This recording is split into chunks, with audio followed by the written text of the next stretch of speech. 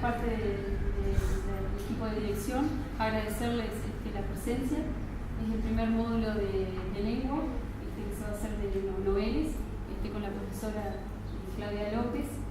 Más o menos el sistema que se va a realizar es igual al del año pasado. Ustedes pueden concurrir acá al instituto o ver las transmisiones en vivo y ahí se van a ver que en el grupo de noveles que se llama Proyecto Noveles Docentes ustedes se piden agregarse y automáticamente se los agrega.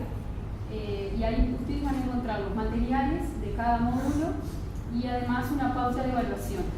Ustedes, si vienen o ven la transmisión en vivo, nosotros controlamos que miran, si no están acá presentes, y se les da una constancia de haber concurrido al curso. Si ustedes quieren obtener el diploma, lo que hacen es cumplir con esa pauta de evaluación.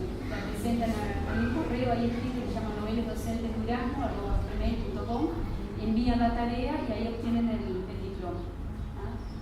Este año está orientado a los maestros y a los alumnos de cuarto año que están ya en su último año de cara al egreso.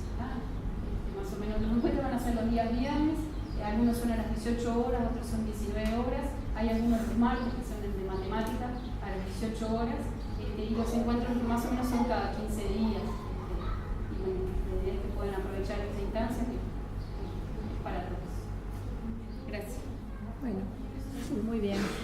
Un poco reducidos de tiempo, y como no quiero ir a cortar porque es un tema extremadamente profundo como para hacerlo en breve tiempo, capaz que yo lo que hago después es una oferta de retomar, es decir, donde quedemos, retomar y profundizar en otros aspectos de la comprensión lectora.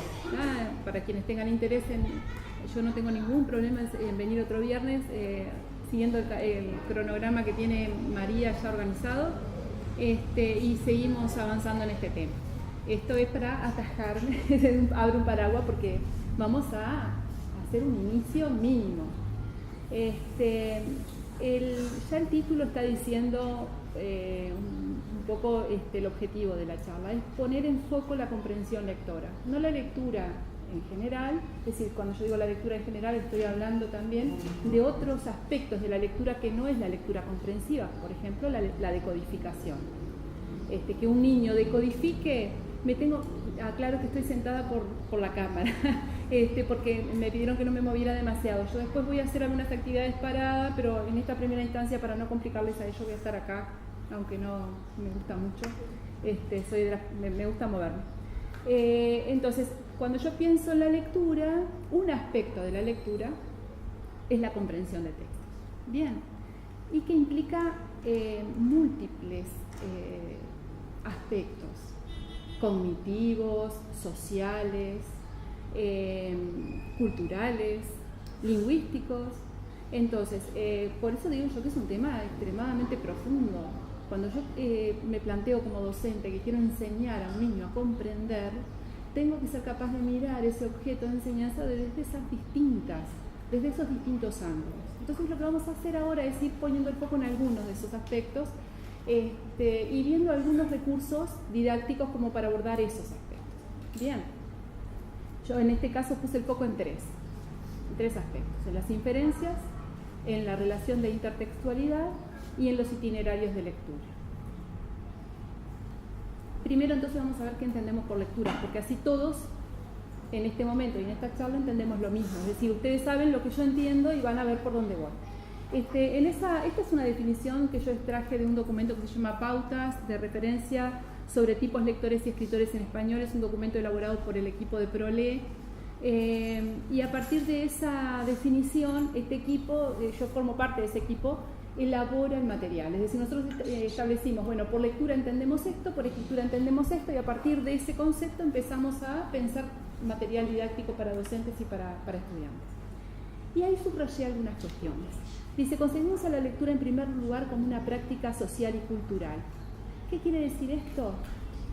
Que nosotros, como grupo, tenemos incorporada la lectura como una práctica social porque formamos parte de una comunidad lectora. Tenemos esa suerte, ¿no? Si no, no estaríamos sentados acá. todos los que estamos acá fuimos favorecidos por un entorno letrado, por una comunidad lectora. No ocurre esto, ustedes, los maestros viejos, los maestros no tan viejos, los jóvenes y los estudiantes de cuarto que ya hace unos 3 años que están en la práctica saben que esto no es así. Es decir, la igualdad de condiciones no es la misma para todos los niños que tenemos en la escuela. Ese es el primer aspecto que yo quiero destacar, porque si no están en igualdad de condiciones, la escuela tiene que generar la igualdad de condiciones. Yo tengo que trabajar sobre ese aspecto de hacer de la lectura una práctica social y cultural para que mis niños, todos, estén en las mismas condiciones para poder comprender con las mismas condiciones los textos. Es una actividad inteligente. ¿Qué quiere decir eso? Que involucra, por supuesto, las prácticas cognitivas superiores, la memoria, la atención, el razonamiento lógico, las inferencias, la posibilidad de establecer inferencias entra dentro de esta capacidad cognitiva. Esto quiere decir que si yo estoy ante una persona que tiene algunas cuestiones cognitivas alteradas por alguna patología, puede tener afectada la capacidad de comprender determinados aspectos. No quiere decir que esté afectada la capacidad de comprender todo, pero capaz que tiene determinadas dificultades. Yo tengo que ser consciente de que también esto tiene que estar saneado para que una persona pueda comprender textos, ¿verdad? Después, involucra habilidades psicológicas superiores, bueno, eso ya más o menos lo dije, y participan diferentes niveles lingüísticos. Y ahí entra otro aspecto. Cuando yo hablo de niveles lingüísticos, estoy hablando de la lengua se desarrolla o se desempeña en distintos niveles. ¿Qué quiere decir esto? Que va a involucrar, por ejemplo, el léxico. Ese es un nivel. Una persona que tiene poco léxico, conoce pocas palabras, conoce pocos significados de las palabras, es muy reducido su campo léxico, tiene limitadas posibilidades de profundizar en la comprensión. El otro aspecto es la sintaxis, la gramática, la posibilidad de establecer estructuras sintácticas complejas, de poder establecer, por ejemplo, gramaticalmente oraciones coordinadas, oraciones subordinadas, es decir, expandir mis ideas usando oraciones. Eso también va a estar limitando mis posibilidades de comprender y de producir textos.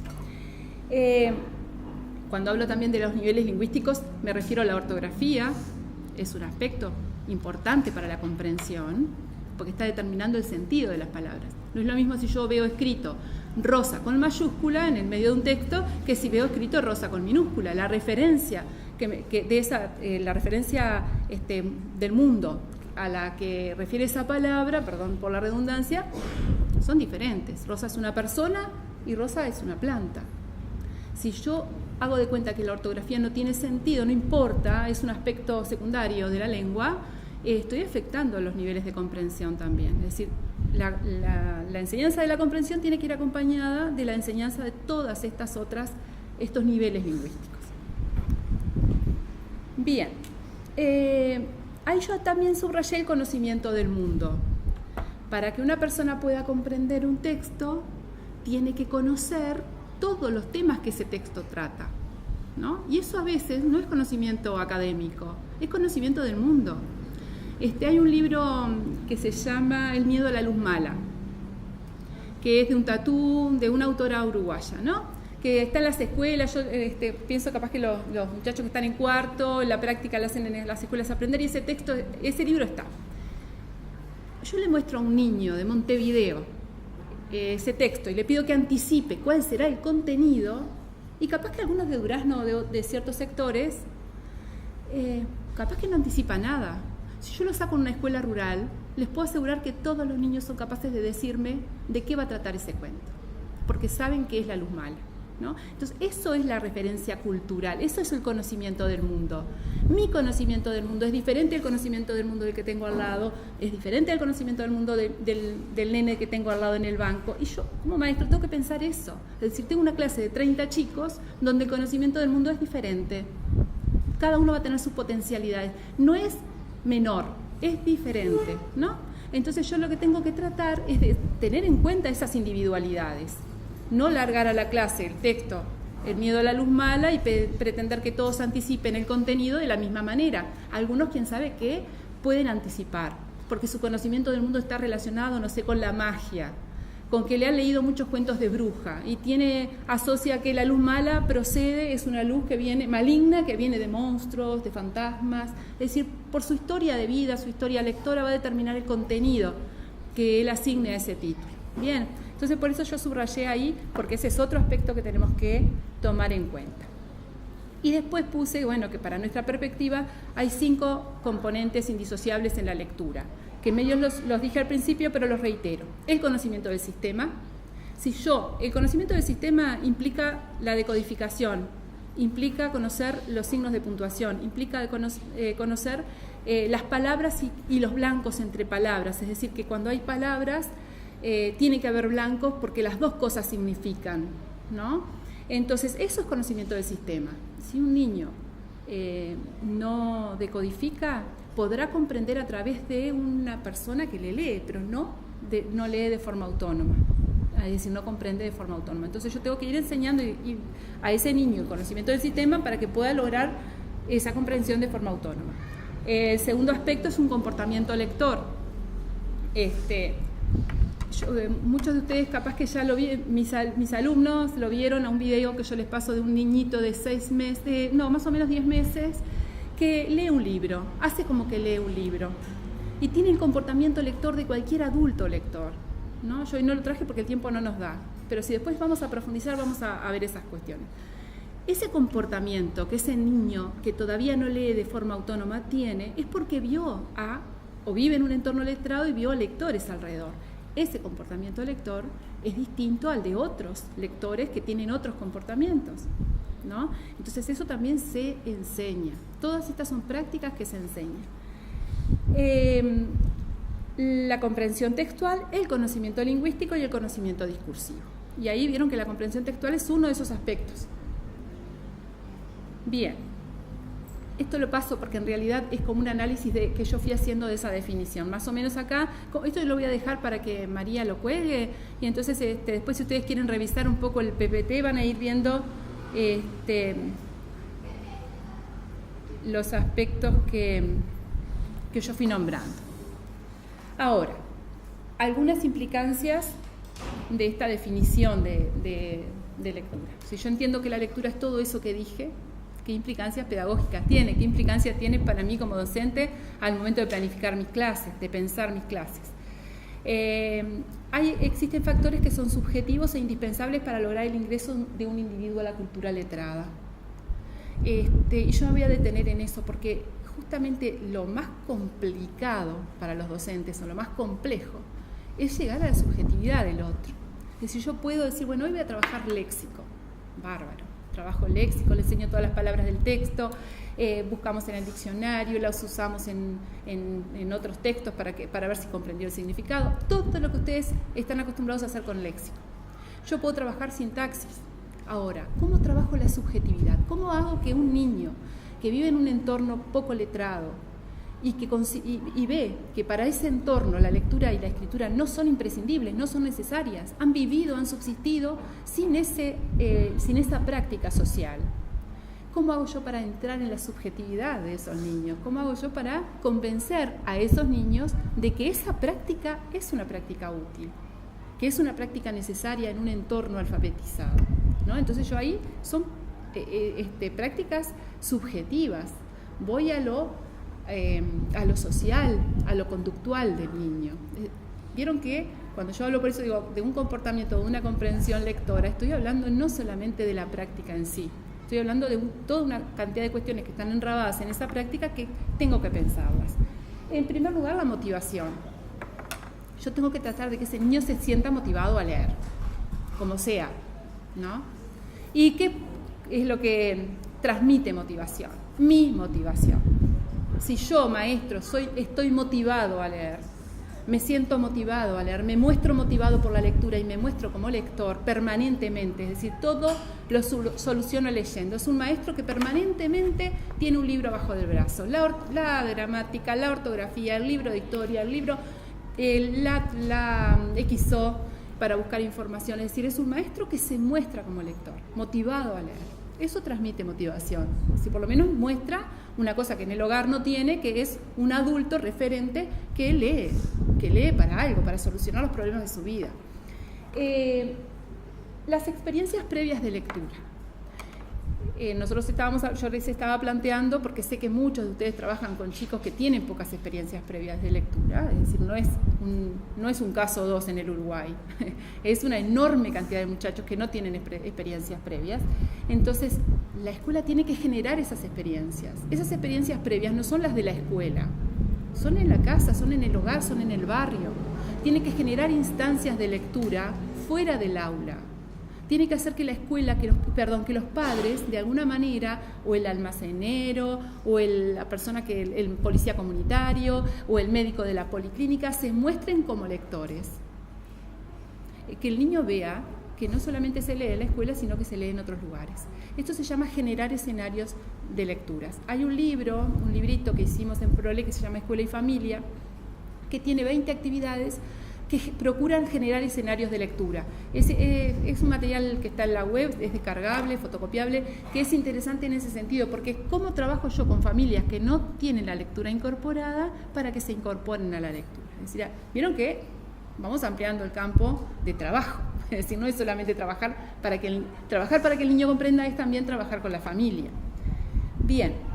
Ahí yo agregué el contexto social y familiar, el vínculo con un adulto o un par que le muestre que lee, y además vincularlo con las prácticas y los valores relacionados con la lectura. Es decir, la lectura nosotros ni lo pensamos porque lo tenemos tan incorporado, forma parte de nuestra forma de vida, de nuestra forma de ser, que no pensamos en todo lo que nos soluciona la lectura y la escritura. Y todo lo que deja de solucionar a una persona que no tiene esa posibilidad. Y yo cuando hablo de lectura y escritura, hablo de lectura autónoma y comprensiva, ¿tá? Es decir, no la decodificación. Muchos de los muchachos que egresan de la escuela primaria en este momento están ingresando a secundaria con niveles de decodificación básicos. Cuando no ingresan, analfabetos. ¿tá? Esos muchachos no se pueden sostener en secundaria porque no pueden estudiar, porque una de las cosas que el muchacho tiene que entender es que la lectura autónoma después le va a servir para estudiar, para llenar un formulario, para leer carteleras. En la vida, en este mundo, nada funciona sin la lectura y la escritura. Entonces, son todas cosas que yo tengo que ir mostrando. Ahora, este impacto teórico inicial, vamos a ver un poquito cómo podemos hacer algo de esto. Yo ahí traje este libro de cuentos, porque una de las cosas que van a ver es que siempre que haga alguna propuesta, gira en torno a la lectura de cuentos. Porque la lectura de cuentos, los cuentos, las novelas, es un material social que ingresa a la escuela. Es decir, esto no está hecho para la escuela. La escuela lo toma de la sociedad, lo ingresa en un escolar y después lo didactiza, hace actividades pedagógicas. Entonces, en alguna manera, yo estoy mostrándole al niño que esto que está afuera se lee desde ese mundo, fuera de las paredes escolares, y es para leer. Bien, entonces, y aparte de que después vamos a ir viendo todo lo que posibilita cualquier historia que yo represente en el niño. La pregunta que yo les hago a ustedes es, este cuento se llama Medida de Suerte. Es de un autor, es una autora japonesa, Keiko Kasa. Tiene los que han trabajado con Biblioteca Solidaria, tienen El Tofado del Lobo, Yo con la mamá, tiene Notarías Pepe. Es una escritora que ha escrito mucho para niños y escribe Kaiyu.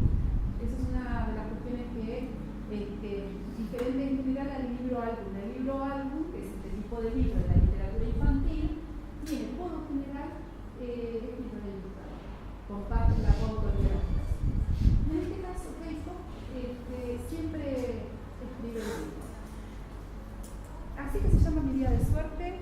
Ustedes miren el modelo didáctico, porque este es un modelo didáctico aplicable por allá.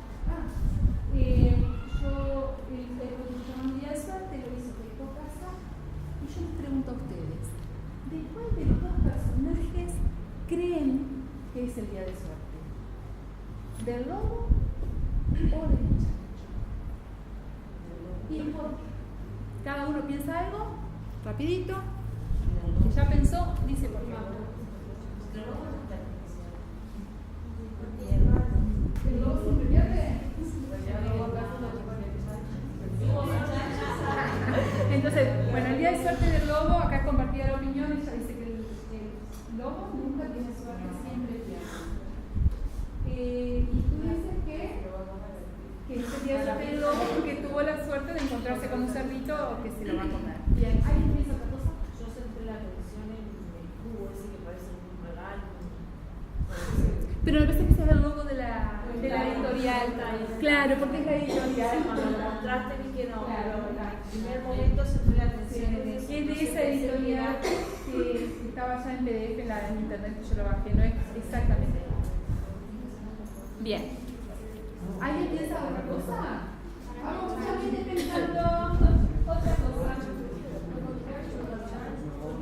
El chat,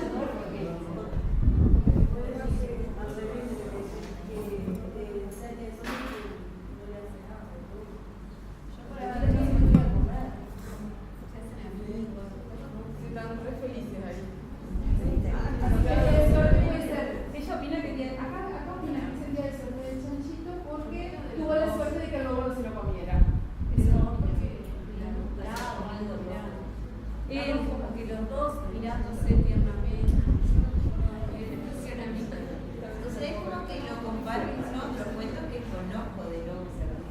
Si el lobo nunca comió un cerdito rojo, como que era así, siempre al lobo le va mal. ¿todos están de acuerdo con lo que se En dice? realidad, claro, voy sacando de dibujito de un lado y de otro. Ella lo que está poniendo en juego es su historia lectora. Lo que nosotros tenemos que tratar de que hagan los niños. Ella tiene una historia lectora. Voy a opinar. ¿Ustedes han leído otros cuentos de cerditos? Los tres cerditos y el lobo. ¿Otros? Es que hay diferentes versiones de cerditos. No importa, pero la historia es la misma, ¿no? Son tres cerditos que se van a hacer su casita y el lobo que lo hace. Es decir, los personajes son los tres cerditos y el lobo. El lobo, personaje de otras historias. La Caperucita Roja y el lobo. La de Pedro y el lobo. Pedro el lobo, el tejado y el tejado del lobo.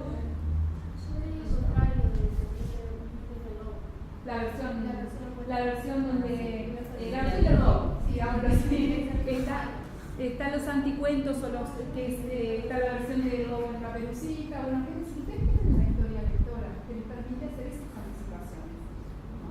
Ahora, un niño que no lee ni los tres cerditos, ni Caperucita Roja y el lobo, ni los 7 cabritos y el lobo, que también hay en el lobo, que es el tejado del lobo, que es más moderno, no es un clásico. Ese niño no tiene cómo hacer esa referencia que ustedes están haciendo. De eso hablo yo cuando digo que la lectura tiene un componente cultural y social muy importante. Para yo ser parte de una cultura letrada, tengo que compartir las lecturas que todos compartimos. Si no, no soy parte de esa cultura, me voy quedando fuera. Ese es el primer aspecto que yo quiero destacar con esta actividad. ¿Y cómo hago yo para que esos niños tengan cultura si no la traen en la casa? Si la escuela tiene que compensar eso de alguna manera, porque eso les favorece la comprensión. Yo voy a anticipar muchas más cosas cuanto más recursos tengan mentalmente para poder hacer anticipación. ¿Qué hace? Claro, lee.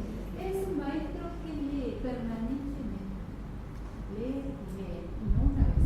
Porque estoy segura que para ella yo los dibujitos de otras versiones, para que a mí me quede la historia de los tres cerditos y el lobo y además distintas versiones, las tuve que haber leído con alguien que me leyó cuando era pequeñito, después me leí por mí misma, después se las leí como maestro a los niños, como madre a mis hijos, a mis sobrinos, vi la película, ¿no? Es decir, que pasó a formar parte de mi cultura y de mi biblioteca mental, que es el término de Quebrar, que me gusta mucho, de esa biblioteca que yo tengo como para recurrir de ideas en la mente, porque muchas veces leí ese tema. Bien, vamos, seguimos. Es decir, este tipo de actividades de anticipaciones a partir de la imagen, anticipaciones a partir de, del título, ahí tenemos a los dos personajes. Y hay una cantidad de, ay, qué chiquito, pero bueno, espero que tengan buena vista, yo se las voy a ir leyendo.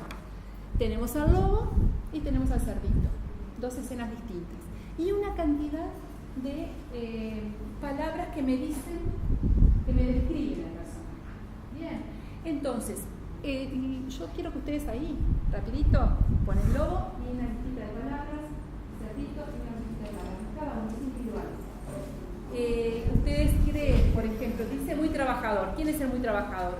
¿El cerdito o el lobo? ¿Quién es adjunto? ¿El cerdito o el lobo? Hacemos la lista. Cuando tenga la lista pronta, ustedes van a escuchar la lectura y van a corroborar si pensaron bien. Sí. Yo traigo ¿ya tienen pronto la lista? Si pongan lobo y cerdo, rapidito, vamos. Yo las voy leyendo. Cuando estén prontos. Exactamente. Bueno, ella dice por la imagen. Capaz que por otras cosas. Capaz que también incide el concepto de lobo que tenés. ¿No? Sus historias previas.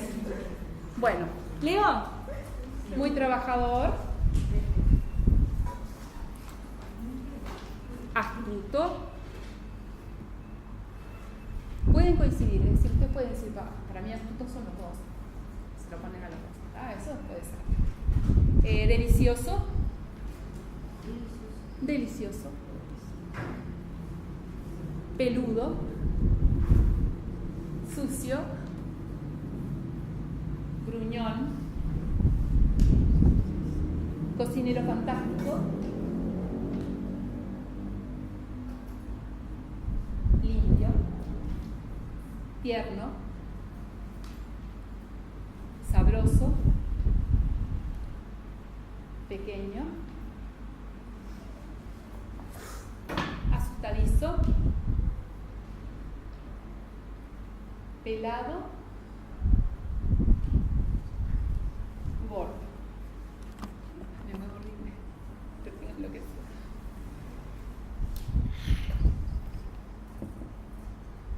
Ahora yo voy a leer la historia. ¿Ven?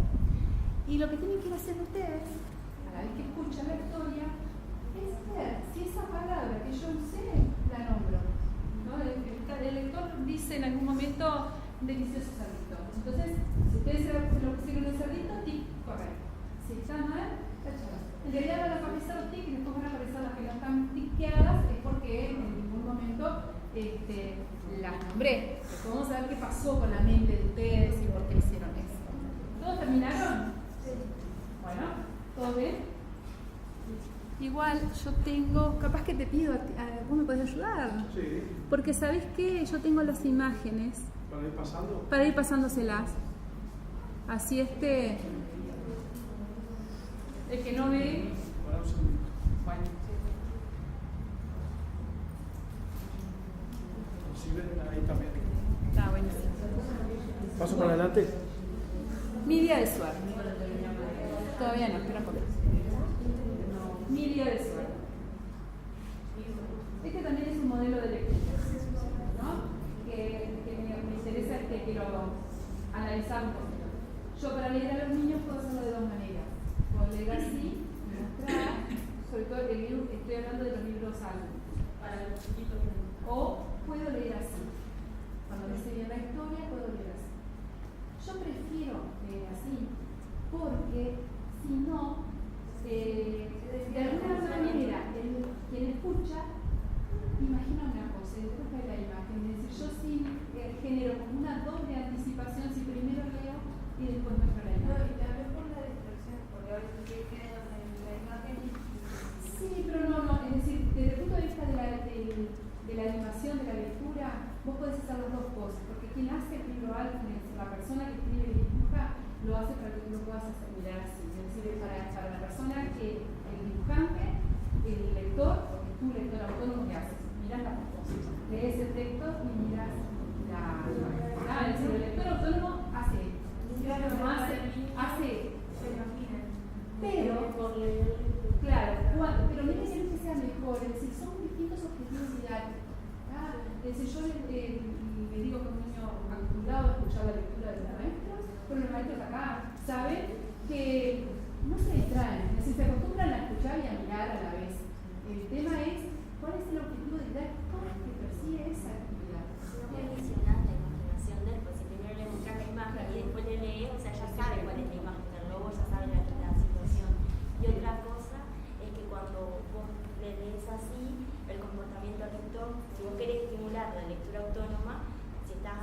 se va a concentrar, después te va a imitar y va a hacer lo mismo. Exactamente. Si no, no va a estar así leyendo, se va a distraer, va a ver una mosca.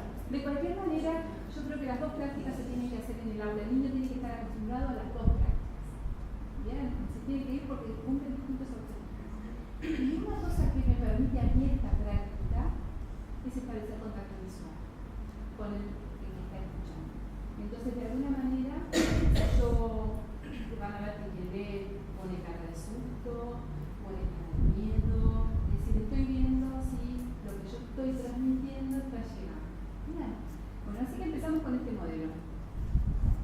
Un día, un hambriento zorro se preparaba para cazar su cena. Mientras se limaba las garras, le sorprendió un golpe en la puerta.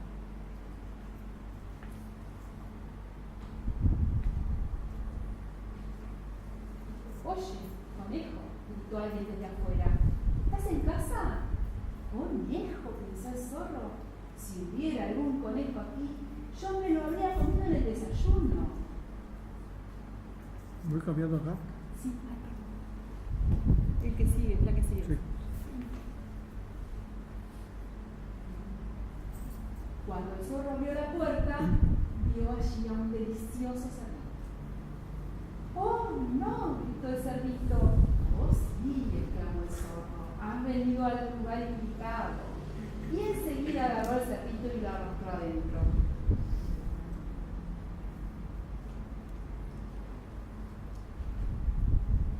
Este debe ser un día de suerte, exclamó el zorro. ¿Cuándo se ha visto que venga la cena al llamar a la puerta?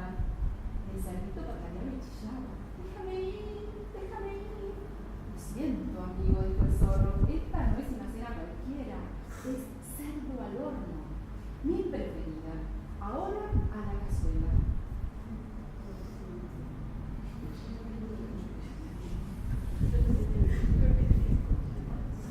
Es inútil resistirse, dijo el problema.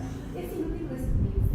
Está bien, suspiró el cerdito, lo haré, pero hay algo que debes saber antes. ¿Qué cosa? Dijo el zorro. Bueno, soy un cerdo, ¿lo sabes? Soy sucio. ¿No debería acabarme primero? Es solo una idea, señor zorro. Se dijo el zorro sin duda. Está sucio, sin duda.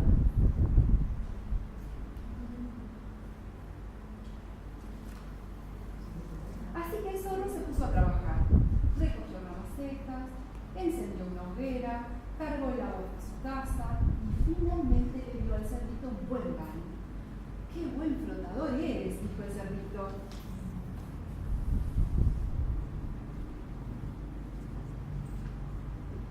Listo, eres el cerdito más limpio de toda la región. Ahora quédate quieto. Está bien, suspiró el cerdito, lo haré, ¿Pero qué? Dijo el zorro. Bueno, como puedes ver, soy un cerdito pequeño.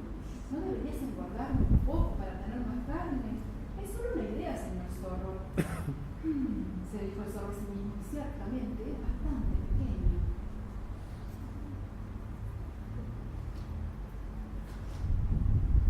Así que el zorro se puso a trabajar. Recogió unos tomates, preparó unos espaguetis, horneó unas galletas y finalmente le dio al cerdito una magnífica cena. ¡Qué buen cocinero eres!, dijo el cerdito.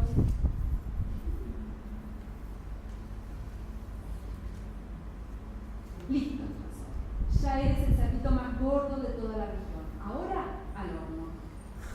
Está bien, suspiró el cerdito, lo haré. Pero, ¿qué? Dijo el zorro. Bueno, debes saber que soy un cerdo muy trabajador. Mi carne es increíblemente dura. ¿No deberías masajearme primero para tener un asado más tierno? Es solo una idea, señor zorro. Se dijo el zorro, yo prefiero comer un asado tierno.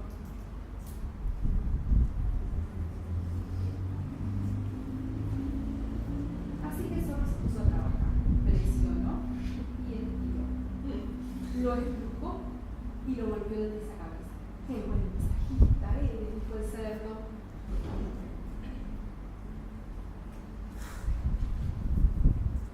Pero, continuó el cerdito, he trabajado muy duro últimamente. Tengo la espalda muy tensa.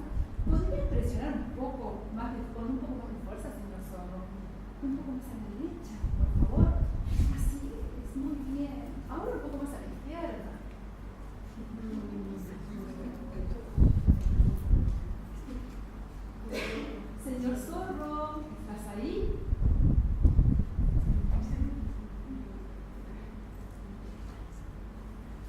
pero el señor Zorro ya no lo escuchaba. Se había quedado como que estaba exhausto.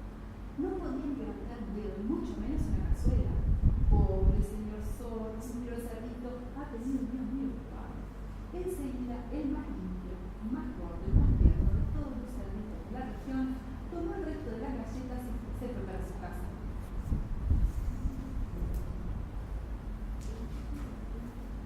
¡Qué baño! ¡Qué cena! ¡Qué masaje! Clamó el cerdito. Este debe ser mi día de suerte.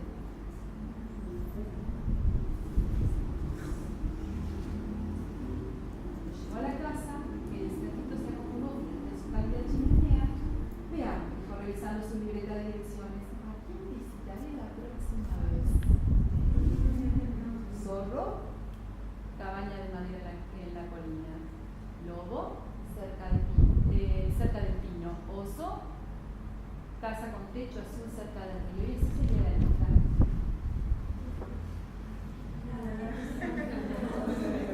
Colorado. Y ahora vamos a la primera pregunta.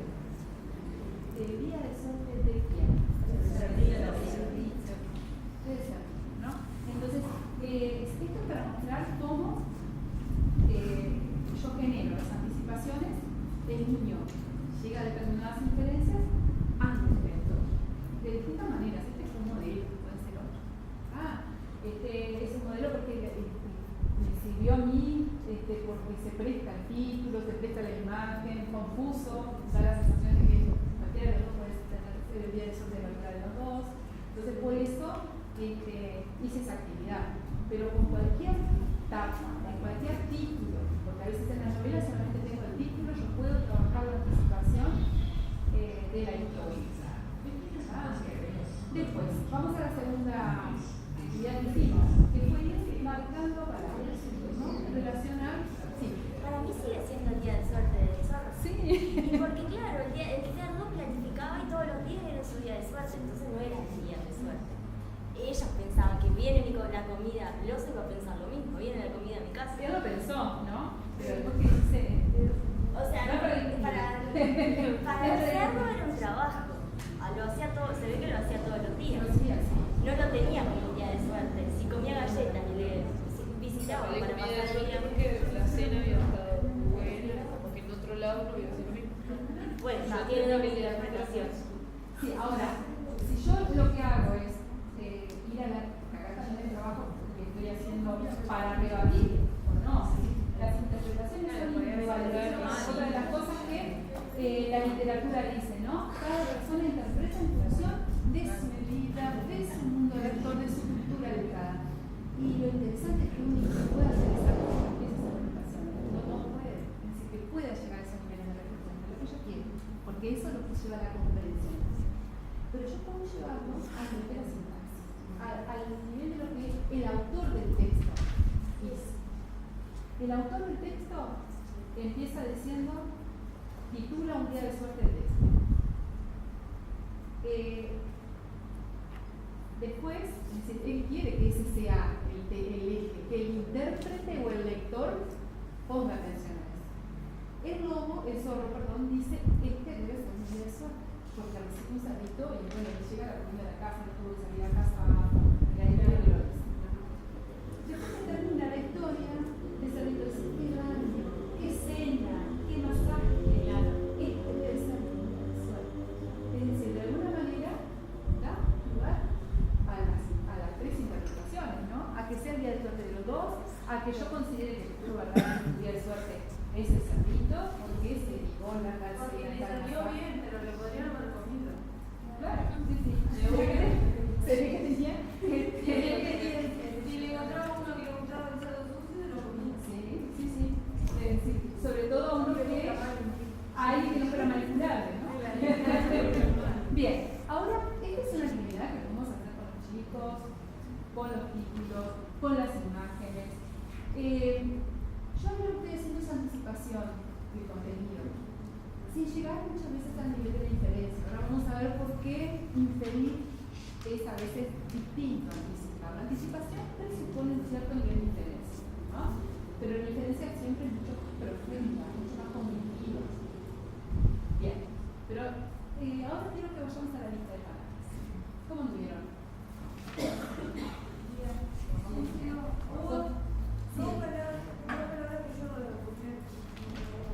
No aparece, por ejemplo, ¿cuál? Pelado. Pelado no aparece, ¿y cuál? Y asustadizo. ¿Por qué creen que yo las puse? ¿Estamos con el tiempo ya? ¿No? ¿Ah? ¿Por qué creen que yo puse pelado?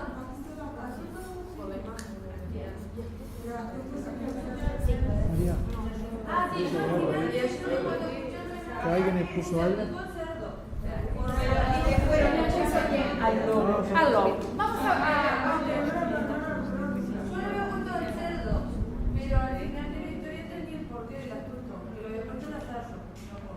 lo habías puesto en el zorro y no en el No, lo había puesto en el cerdo. En el cerdo. Pero lo había puesto por ponerlo. Bien. Ahora, cuando uno hace este ejercicio de actividad para los muchachos, lo que tiene que tratar es de poner palabras que usted, vieron, yo puse palabras que la autora había usado. Delicioso cerdito, bueno, una cantidad de palabras que sí estaban, ustedes las fueron encontrando. Palabras que estén relacionadas con la imagen del zorro y del cerdo en función de lo que establece la ciencia, ¿no? El zorro es un animal astuto, lo dice cualquier libro de biología, porque caza, anda cazando, escondido, caza su presa, ¿no? Está muy vinculado a la astucia en el sentido de procurarse el alimento. Y después yo puse sucio, no, es peludo porque y ahí, si no tengo conocimiento científico y si no he leído nunca nada científico sobre chanchos y lobos, Y el sueño que pelarlo para cocinar. Pero tiene pelito. Por eso yo no puse pelito. Claro. Puede ser los dos, pero tiene que ser. Pero Yo no la escuché hablar directamente. bien. La idea es la siguiente. Poner algunas características compartidas.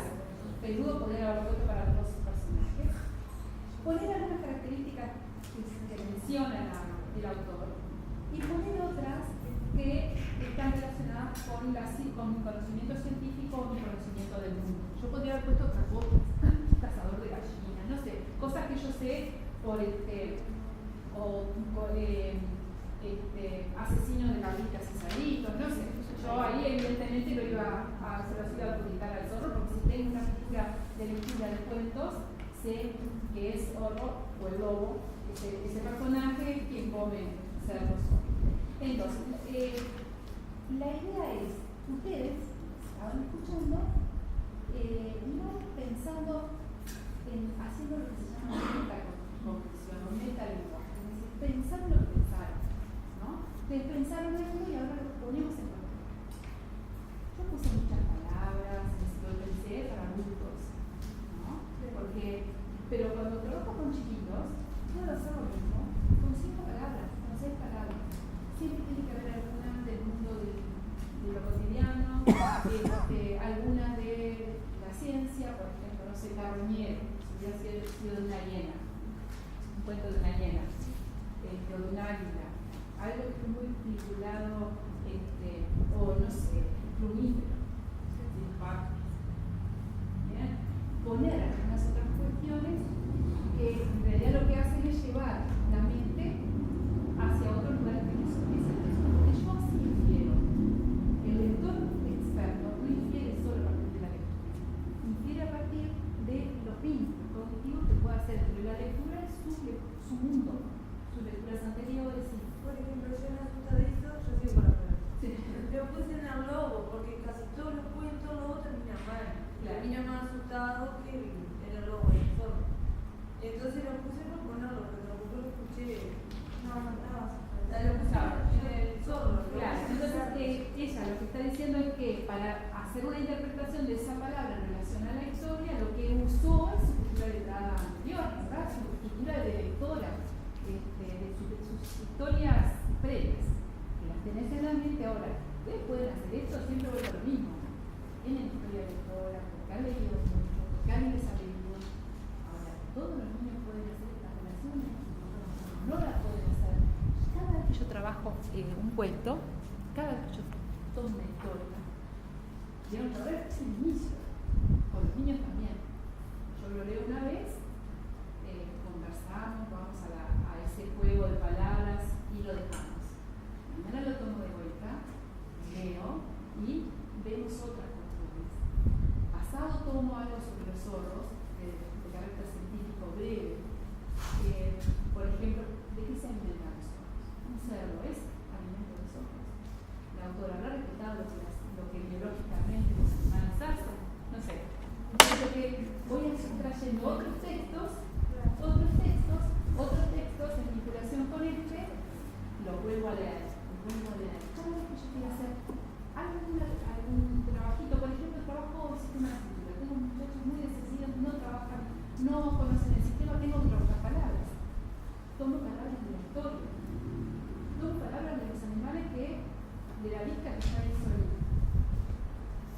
propia lista, hago foco en la lista que hizo el cerdito, ¿no? Hay 6 palabras. Esas 6 palabras, para arriba, para abajo, descriptivo, busca palabras que empiecen con la misma, palabras que terminen con la misma. Bien, entonces voy y vengo de esta historia muchas veces. Esta historia se convierte en el foco de mi trabajo, las semanas, 15 días. Pero después, yo no la dejo sin vincularla con otras. Y ahí está el tema de itinerario de lectura. Me dedico a leer cuentos de Zorro o cuentos de lobos. Ya que estábamos con el lobo, vamos a leer los clásicos. Bueno, vamos a dedicarnos al el lobo y los 3 cerditos. ¿Qué pasa en esa historia? Lo mismo, ¿no? Anticipamos e inferimos. Y a eso estoy nombrando de ir buscando vinculaciones entre las historias, que pueden ser personales, pueden ser temáticas, pueden ser a partir del mudo, se le llama itinerario de lectura. El itinerario de lectura lo organiza el adulto referente, que es el maestro. Cuando yo soy un lector autónomo, lo hago yo. A mí me encanta, por ejemplo, Murakami, que es un escritor japonés. Mi itinerario de lectura últimamente es Murakami. No sé qué decir, es de autor, no es de temática, pero también me gusta la novela negra. Entonces, cuando estoy que me gusta la novela negra, mi itinerario de lectura es novela negra. Lo hace el autor autónomo. Él no tiene ese conocimiento, es un conocimiento que se enseña, se lo muestra quien sí es un lector experto. Entonces yo le enseño a hacer sus propios itinerarios, con un objetivo didáctico, el que aprenda a comprender. Yo no sé cómo vamos de tiempo, pero... ¿Sigo? Bien. Entonces, vamos a recapitular un poquito desde el punto de vista teórico con esto, ¿no? ¿Qué conocimientos y estrategias del lector se activan al momento de hacer este tipo de actividades? Se activa, por ejemplo, el conocimiento de los géneros, ¿no? Nosotros pudimos establecer toda esa conversación y anticipar cómo era el lobo, porque no nos salimos del género, seguíamos en la ficción.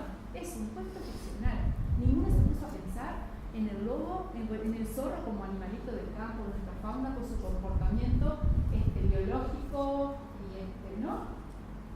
Nadie. Nos ubicamos porque ustedes ya saben que esto es ficción, este formato es ficcional. Entonces el niño también tiene que aprender que la ficción tiene este aspecto y que si yo estoy ante un libro con estas características, lo que aparece ahí en general es ficción o es verdad ficcionalizada, no sé, en una novela histórica o en esos cuentos, por ejemplo, Artigas fue niño, uno que anda ahora que se llama Artigas, niño o algo así, que es un niño que está recreando la historia de Artigas, pero sigue siendo ficción todo lo que aparece. No sé, escuchaba el ruido de los vendedores ambulantes en la época, todo eso es ficción, son cosas que nos imaginamos porque en realidad no sabemos si realmente vivió la clase. Es decir, el niño demuestra esto y dice, bueno, es una narración. Va a tener personajes, va a tener una situación espacio-temporal determinada, todo eso se activó. Conocimientos enciclopédicos. Conocimientos enciclopédicos que en este caso capaz que no se activan tanto. Yo lo puedo activar a través de las preguntas. Sí se pueden activar en el sentido de que siempre el zorro es quien come al cerdo, quien ataca, es carnívoro. Que siempre el cerdo zafa, porque casi toda la historia que va a ser débil, vamos a decir, la historia, siempre le pasa algo que zafa. Claro, bueno, pero pensando en el enciclopédico, no en el literario, no en el género. Si uno quiere saber el enciclopédico que un lector tiene que tener, es decir, bueno, desde el punto de vista de la vida del cerdo y en relación con el zorro. El cerdo no come, es posible, eso se activa también en mí. Se activó conocimiento de la lengua lingüístico y ahí estábamos en eso. La pregunta, ¿el día de suerte de quién? Yo puedo ir a los conocimientos científicos, de la lengua y conocimientos del mundo. Tienen que estar presentes siempre. Donde yo tengo carencia de alguno de esos, la comprensión se vuelve más débil. Bueno, y ahí fueron las actividades más o menos anticipar la trama a partir del título, anticipar el rol del personaje en el cuento a partir del título, vincular a cada personaje con una serie de atributos, adjudicar un atributo más a cada, eso no lo hicimos, pensar un atributo más a cada personaje a partir de la imagen, repensar la respuesta a la primera propuesta a partir de esos atributos. Es decir, si yo ponía esos atributos, le pregunto, bueno, y ahora que tenemos esta lista de atributos, ¿piensan que el día de suerte sigue siendo el del zorro? ¿Sigue siendo el del cerdo? Es decir, a ver si cambia por algo. explicar para cada atributo el origen de la anticipación, por qué creen ustedes que el cerdo es sucio. Eso no lo hicimos. Pero no existe socialmente ese concepto. Sí, pero no es. Claro, entonces, ¿de dónde sale? Y bueno, porque yo qué sé, porque... Él se limpia ahí en el barro. Claro, pero el concepto de por qué creemos que el cerdo.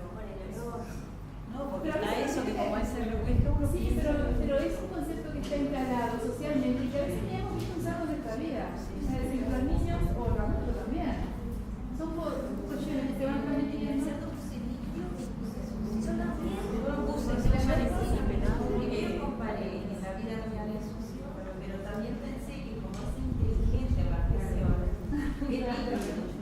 Es lo opuesto a lo que es. La ficción permite sacarte de tu conocimiento del mundo. Pero vieron que el conocimiento del mundo, lo mismo que las supersticiones. Es decir, las supersticiones, cuando un niño pone en juego todo lo que sabe para investigar, para inferir, está poniendo en juego toda su cultura, también lo de la luz mala, ¿no? Esas son cuestiones vinculadas, algunos dicen a la ciencia y otros a la superstición. Se explica algo de que los huesos cargan por es decir, todo eso entra en juego cuando yo anticipo. Bien.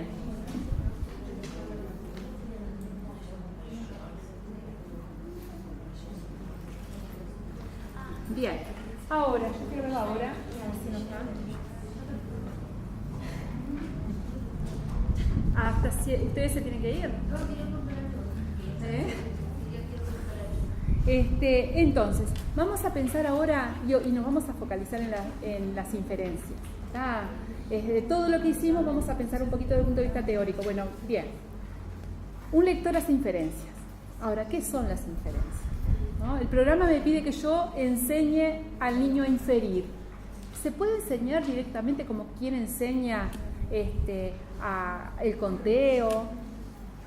¿No? Vamos a ver qué podemos hacer para ir mostrando. Primero tenemos que clarificar qué entendemos por inferencia, ¿no? Parodi, yo es uno de los, puse 3 artículos en la plataforma y hay uno que define a partir de Parodi las inferencias. Él dice que es el conjunto de procesos mentales que a partir de la información textual disponible y la correspondiente representación mental coherente elaborada por quien lee, un sujeto realiza para obtener un conocimiento nuevo, no explicitado, toda vez que se enfrenta a la comprensión de un texto. Entonces, para inferir, el lector tiene que leer y vincular lo que lee con lo que mentalmente tiene. Sería eso el proceso de hacer inferencias. En el caso de la lectura. Ahora, la inferencia es un procedimiento cognitivo que no solamente está relacionado con la lectura, es decir, yo la uso para resolver todas las cuestiones de mi vida cotidianas, para la matemática. Sería como la percepción. Sí, bueno, pero es la posibilidad de al percibir, vincular y tomar, es decir, generar conocimiento.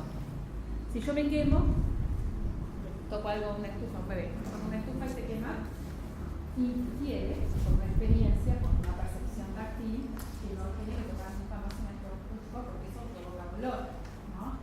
Pero si yo, por ejemplo, entonces infiero a partir de ese momento que todo lo que tiene fuego, es incandescente, etcétera, etcétera, que pero bueno, pero esto va mucho más allá, porque lo que Parodi dice que cuando yo leo, porque estamos hablando de niveles diferenciales, yo leo un texto de Bourdieu, ¿no? Y leo la definición de hábitus de Bourdieu. Voy a generar un conocimiento, una inferencia cognitiva, dependiendo de mis niveles de lectura previa que me permitan entender lo que Bourdieu explica o entiende por algo. Acá me quedo solamente en la superficialidad. Y la inferencia en este sentido va a ser personal, absolutamente personal.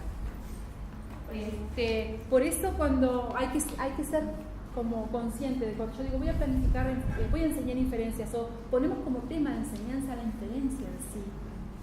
No, la inferencia es un recurso, yo estoy trabajando siempre en la comprensión lectora, la inferencia es un recurso que ayuda al lector a profundizar en los textos, a entrar en lo profundo del texto. Pero se ejercitan, se practican, pero no se enseña como que fuera un contenido específico de lengua, porque no es un contenido, es una capacidad cognitiva que me permite comprender. Bien. Dice, gracias a la inferencia el lector reorganiza la información leída dentro de una representación estructurada, consigue integrarse dentro de una estructura global, etc. Bien, entonces, yo acá puse una clasificación porque el programa también trae una clasificación, o por lo menos no es que la diga, sino que va diciendo, bueno, enseñar diferencias organizacionales, ¿no? O espacios temporales. Tomé esa clasificación, también es de Parodi, y vieron que hay 4 para Parodi. Inferencias correferenciales, vamos a nombrar y las explico ahora. Pronominal, sustitución léxica, elipsis de pronombre o sintagma nominal. La inferencia correferencial es la inferencia que el lector hace a partir del propio texto, de la estructura textual. Es decir, si en el texto se nombra primero al personaje y después no se lo nombra más por el nombre, pero se lo correfiere con pronombres, con terminaciones de los sustantivos si es masculino y es masculino, marca el género. Si las marcas en el propio texto me van a ir mostrando que estoy hablando del personaje. Esto que nosotros hacemos como de forma casi inconsciente, un lector adulto, hay que trabajarlo. Hay que mostrarse sobre todo cuando yo empiezo con lecturas más complejas, los escritores no tienen el cuidado de retomar el sujeto, no, seguimos hablando y bueno, seguimos leyendo un capítulo y estábamos hablando al principio de esto, ¿no? Es decir, uno empieza a perder esa referencia. Yo tengo que ir haciendo ese ejercicio de recuperar el sujeto de ese tamaño. Y hay algunas, ahora yo voy a mostrar algunas actividades específicas para eso, que están en un documento que se llama los blogs de lectura y escritura, que son páginas fotocopiables, que trabajan mucho la correferencia. Es como modelo para sacar el modelo y hacer con otros textos. Sí. Después, las inferencias causa-efecto. Si le pasa tal cosa, si hace tal cosa, causa-efecto. Me quemo, toco fuego, me quemo. ¿No? Pero eso es una cosa muy práctica, muy obvia. Pero la causa-efecto en este cuento, por ejemplo, ¿no? Puede ser, pero una cosa, ¿por qué no es el efecto del cansancio del zorro? ¿Qué fue lo que el cansancio del zorro? Vamos a esa escena. ¿Fue la causa de qué? Que antes no hacía nada. Sí, pero causa de qué de la historia? Es casi como que se decía de todo el trabajo. Sí, pero como que él lo manipuló, el cerdo manipuló al zorro, lo hizo que se cansara. Claro, lo hizo cansancio, pero el cansancio, ¿qué logra el cerdo con ese Que se duerma. Que no lo coma, es decir, se desentraña, ahí hay una relación causa-efecto, ¿no? El cerdito, con todo lo que se propone, que lo hace hacer, logra que se canse. Se cansa y no ¿Por lo qué come. objetivo? Y no lo pone. Esa es la relación. Eso no es fácil de encontrar, claro. No es fácil de encontrar una. ¿Qué pasa con la historia? La causa-efecto, por ejemplo, entre los 3 cerditos y la casa que hace, ¿no? Cada uno es una casa con distintas características y se come el cerdito más chiquito y dependiendo de la versión, pero en la versión posta, como dice el chile, la versión posta se come el cerdito. El ser agradable tiene como consecuencia que te comas eso. Perfecto, ahí tenés la causa-efecto. Exacto. Que es capaz que el niño no logra ver esa relación entre la holgazanería y el resultado. Logra ver que una casa más débil es más fácil de lo concreto. ¿No? Puede ser que nos quedemos con un niño pequeño en esa parte de la historia, de esa relación. ¿No? La casa más fuerte es la casa que dura más. Pero esas relaciones causa-efecto son inferencias que uno hace y que hay que buscar el camino. Yo no le tengo que decir, no estás haciendo una inferencia causa-efecto, no, le tengo que tratar de mostrar cómo hago yo para encontrar las causas y el efecto en lo que veo, ¿no? Bien, inferencias temporales, bien fácil. Los marcadores temporales me dan, en la mayoría de las historias no pasa lo mismo con otro tipo de texto. Pero él había una vez, era así una vez, luego que se despertó la Cenicienta, no sé qué, más adelante, todo eso me van dando marcas de temporalidad. Y del espacio, bueno, en el medio del bosque, en un castillo lejano. Eso también se lo tengo que explicar, porque hay historias que no me ubican en el espacio y el tiempo. ¿Y cómo yo veo el espacio y el tiempo en una historia que no me dice dónde está sucediendo y en qué momento? Entonces, puede ser, a ver. El contexto de la historia, si te habla de que había, no sé, caballos, carruajes, no sé qué, cercano a tal cosa, ahí te puedes imaginar más o menos que te ubicas en determinado país, en determinado tiempo. Entonces, según el relato, digamos. Según el relato. Esto también, o si te dice, no sé, que la nave perdida no sé dónde, o la nave se había perdido en el medio de la... Entonces, O sea, hacen paralelismo psicocósmico, dicen, te sientes como tal, no sé qué, no sé cuánto, y el cielo estaba gris como su alma, y no sé qué. Ahí capaz que también lo podés relacionar. Pero eso yo lo tengo que mostrar, tengo que ayudar al niño a descubrir esas relaciones temporales como no son obvias, ¿no? Se las tengo que enseñar primero desde la obviedad, tengo que enseñar a usar los marcadores temporales, mostrar dónde están las marcas temporales en la historia, pero después empezar a descubrir cuando eso no es tan obvio. Las inferencias, bueno, las temporales y espaciales, es decir, para este autor, con esas 4 niveles de inferencia, yo llego a profundizar en un texto, que me parece que es lo, una que yo nombré, que nombra el programa, y ahí él no las nombra, que son las organizacionales. La inferencia organizacional que nombra el programa hace referencia a la organización textual, a lo que yo decía hoy del género. La organización del texto lo determina el género, y es eso lo organizacional. Si yo como lector sé que estoy ante una carta, tiene determinada organización, ¿no? Y eso es ese trabajo. Le voy mostrando, sobre todo, le voy mostrando leyendo y leyendo cuentos, cartas, dándole otro formato que en un momento lo termina interiorizando. Algunos ejemplos. Ahí. Estos son los libros que yo les decía. Por ejemplo, en esta, lo que tiene que hacer son actividades pensadas para chicos con un nivel bastante descendido en relación al conocimiento del sistema. Saben muy poco del sistema, pero igual yo puedo hacer inferencias a pesar de eso, ¿no? Entonces, por ejemplo, está la Bella Durmiente bostezando, se le rompió el despertador y dice y acá está el ejemplo, ¿vieron? Rompió el despertador. Acá dice rompió, rayó y rodó. Hay 4 palabras, de alguna manera la estoy obligando a pensar, bueno, ¿qué le pasó mirando la imagen a la Bella Durmiente con el despertador? Bien, pero lo estoy obligando además a entrar en el sistema. De alguna manera él va a lograr hacer una inferencia de forma autónoma, es esperable. Cuando yo le hago a un lector que no puede leer por sí mismo, mirar rompió, rayó y rodó, lo estoy haciendo salir de lo que se llama indicio de inicio de palabra, lo estoy obligando a salir del indicio de final, porque vieron que empiezan y terminan igual, y ir a la segunda letra, que está a continuación de la primera, y a la segunda empezando de atrás.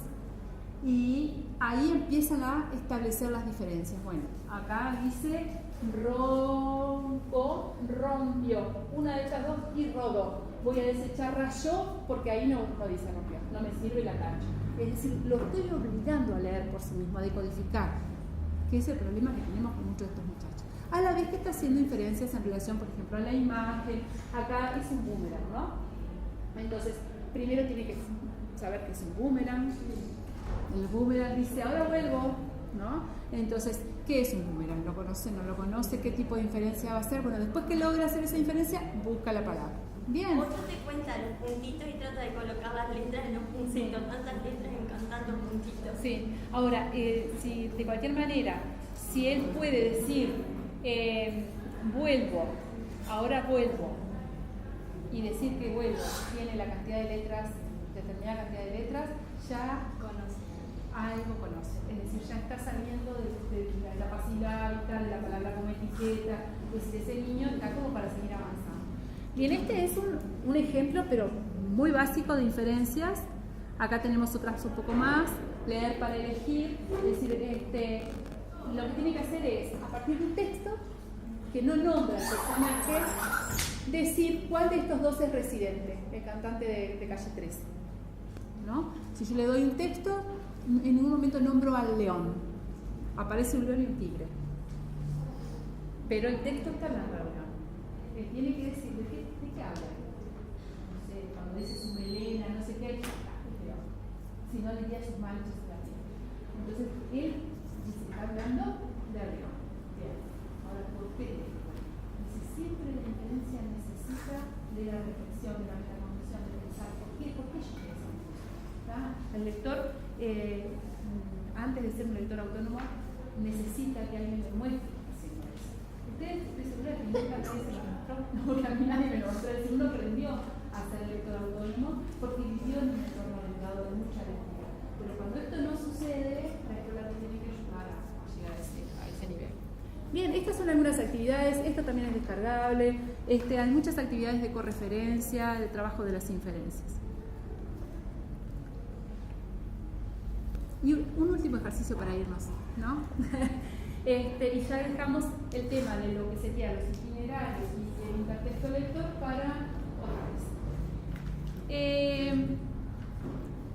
Vamos a hacer una actividad entre todos de inferencia. ¿Bien? Ahí yo escribí una palabra petosca. ¿Hay alguien que sabe lo que es petosca? ¿Lo que significa esa palabra? Petoskey. ¿Nadie? Muy bien. Nadie sabe el significado exacto de Petoskey. ¿Alguien puede anticipar el significado? Es un autor. Autor. Bueno, una cosa que yo acá no puedo hacer porque no traje pizza, pero cuando trabajo con niños empiezo a preguntar, ¿no? ¿Qué creen que dice que es Petoskey? El nombre de un autor. Escribo el nombre de un autor. ¿Qué más? El nombre de otra cosa puede ser. Una banda de rock. De una banda de rock. De autor, banda de rock. ¿Qué más? Para mí es una palabra compuesta. Bueno, eso es lo que significa. ¿Alguien tiene alguna otra idea? Es mascota y lo otro ni idea. A ellos están yendo al sistema, ¿no? Ellos saben, son de los alumnos adelantados que analizan el sistema. ¿Qué puede pasar? ¿No? Ah, sí, ahí está llave, en esa palabra compuesta que yo decía llave. ¿Puede tener esa llave? Llave. Bien. Un juego de computadora o algo así. Un juego de computadora, agregamos. Tenemos 4 ideas. Yo voy a dar alguna pista. Voy a agregar información para ver si podemos llegar al significado de Petoskey. El muchacho estaba buscando Petoskey. Estaba buscando Petoskey. ¿Qué me dijeron? ¿Autores? ¿Pueden estar buscando autores? No. ¿El que dijo autores? ¿Te parece que cae autores o no cae? ¿Cae? ¿Lo seguimos manteniendo? No. Cae. Bien. Borro, autores. ¿Qué más? O sea, hay varios que pertenecen a ese grupo. Es un grupo de alguien. Alguien dijo llaves. ¿Seguimos manteniendo llaves? No, porque no pusieron una palabra compuesta. Bueno, ya estaba dentro de eso. No sé las que sabían en inglés, pero yo no sé. Bien. Nosotros dijimos, él dijo un juego de computadora, el muchacho estaba buscando Petoskey. ¿Mantiene el juego de computadora? ¿Programa de computadora? ¿Se mantiene? Puede ser que esté buscando, ¿no? Bien. Pero le faltaría un A. ¿Cuándo A? El muchacho estaba buscando Petoskey y ese rato. Bueno, pero dice A ver. Sería uno. Y no Está tendría buscando la eso, S. pero en plural. Sería uno y tendría S. Entonces. Ella dice que falta. ¿Por qué dice que falta? A ver, ¿por qué tú dices eso? Y porque si me falta como que, por ejemplo, mascota que habían dicho no puede ser porque está buscando A. Sí. Pero esto tampoco porque también Para mí es un lugar. buscando A. Para mí es como dice ella, por ejemplo, no puede ser. El muchacho está buscando. No, pero Pero tiene la S y abajo la S. Bueno, así que lugar. Abajo termina en S y arriba no. Claro, ¿qué quiere decir? En plural. Es en plural, es decir, arriba es un objeto del mundo que existe en singular y existe en plural. ¿Y qué palabra conoce la sintaxis? Ella agregó una información interesante que ahora la vamos a analizar. ella decía buscando apetos. ¿Cuándo yo uso la A delante de sustantivo? Cuando es singular. No, pero buscando A. No es lo mismo decir buscando A cuando es persona. Bien, cuando es un verbo transitivo que requiere de alguien. Voy a buscar una persona o buscar a alguien que tiene ese nombre. Bien, ahora ellos agregan otra información gramatical. Si yo agrego ese en español, es plural, ¿no? Es decir, es un objeto del mundo que puede existir uno, pueden existir muchos. Bien. ¿Y ahí qué puede ser entonces? Arriesguemos. Juego de computadora sigue. Lugares sigue. Es un muchacho que busca eso. Imagínense. ¿Qué puede ser? Gente que le gusta una mascota, aficionado. Puede ser algo de comer. ¿Qué Para mí dices que tú? puede ser una respuesta o algo así. ¿Busco una respuesta? Puede ser una respuesta y algo concreto que sea palpable, un objeto del mundo, que pueda estar solo o pueda estar acompañado por otros iguales. Agrego información. Bien, dice, estaba caminando despacio para no perderlos. Ay, para mí que estaba buscando tipo los Pokémon esos que salen así con los celulares. Así que ella dice que estaba buscando Pokémones o Algo así virtuales. parecido. ¿Sigue sirviendo buscando lugares? Caminaba despacio para no perderlos. Ella dice que no, ¿por qué? Para mí que no, porque si no Sí, me está buscando lugares. No lo voy a perder, ya encontré este lugar. No sé cómo Quiere decir que es algo, si yo voy caminando despacio para no perderlos, Que se desplaza, que se mueve. que se mueve o que se le cae, no sé, algo que no hay Para mí no huella. un camino, una huella, algo más. ¿Seguimos manteniendo el lugar? Las sombras son. La sombra. Para no perderlo, claro, porque a veces. Muy metafórico acá, para no perder la sombra hay que caminar despacio, agrego.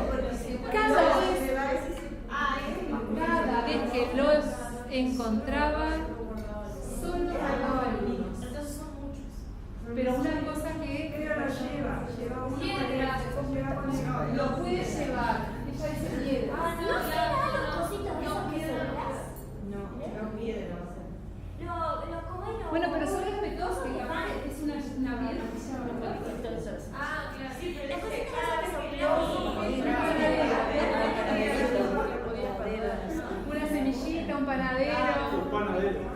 panadero, ¿qué más? Allí seguís manteniendo piedritas. Porque no me queda. Pero dice, cada vez no estoy leyendo, me están diciendo que no veo. Pero las piedras no quedan. porque dice cada vez que los encontraba. Pero estamos hablando de los objetos. Es decir, es una palabra que nosotros no Sí, conocemos parece porque es de la lengua. porque hay piedras diferentes que uno las guarda y otras no. Puede ser, entonces. ¿Y algo más que actúe de esa manera? Si yo voy caminando y levanto algunas cosas, yo las dejo. Para ella es un objeto sin vida. Ella dice que puede ser semilla panaderos, de esas semillas que si yo soplo vuela. Seguimos. Pistas. Los petosques no son fáciles de encontrar porque son básicamente del mismo color de la playa.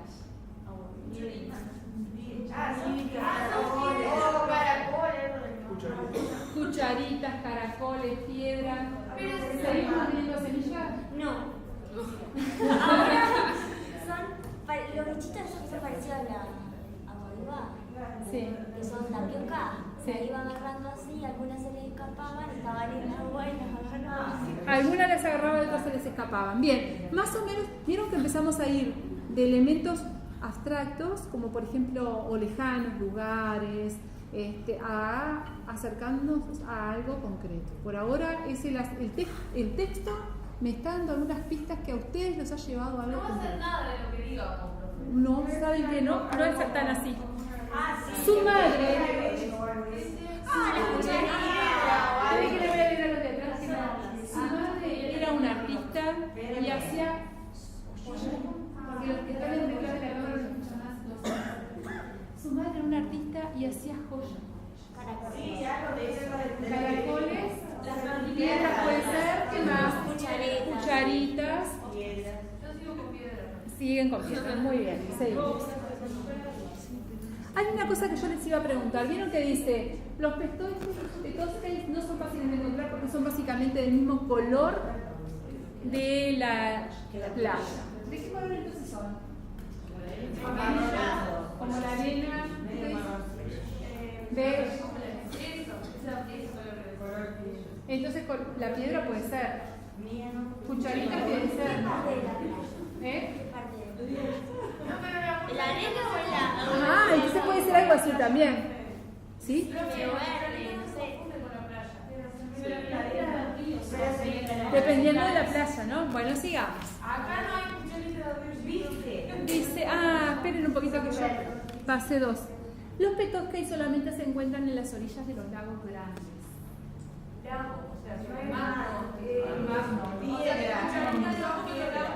¿Cómo no hay? Hay otro color, ¿verdad? Hay de otro color. Son más oscuros. Son mejillones de río. ¿Cómo no hay? Así que mantenemos piedras, mantenemos cucharitas, seguimos con lo mismo. Cuando los petosques están brillantes, se vuelven del color gris y café oscuro. Como contradictorios, son brillantes, pero son brillantes. Y pero brillante puede ser, la plata es brillante. Claro. ¿Cómo no? Son brillantes, pero además son de esos colores. ¿Qué puede ser? Piedra. Cuchareta. Cucharitas, piedras. Un patrón de figuras con 6 lados aparece en ellos. Es decir, un patrón de figuras con 6 lados, ¿verdad? Una estrella, ¿quién dijo por ahí? Una estrella de mar. Se cambió el rumbo, ¿no? Pero solo parece de los lagos grandes para una estrella de mar. Bueno, no podemos Claro, una estrella de río. O algún lago que tiene vinculación a... Seguimos. ¿Cuántos de ustedes están absolutamente seguros de lo que es un petosque? Ni uno. Yo una piedra, profe. Ustedes, para poder llegar a todas las conclusiones que fueron llegando, yo ahora ya les voy a decir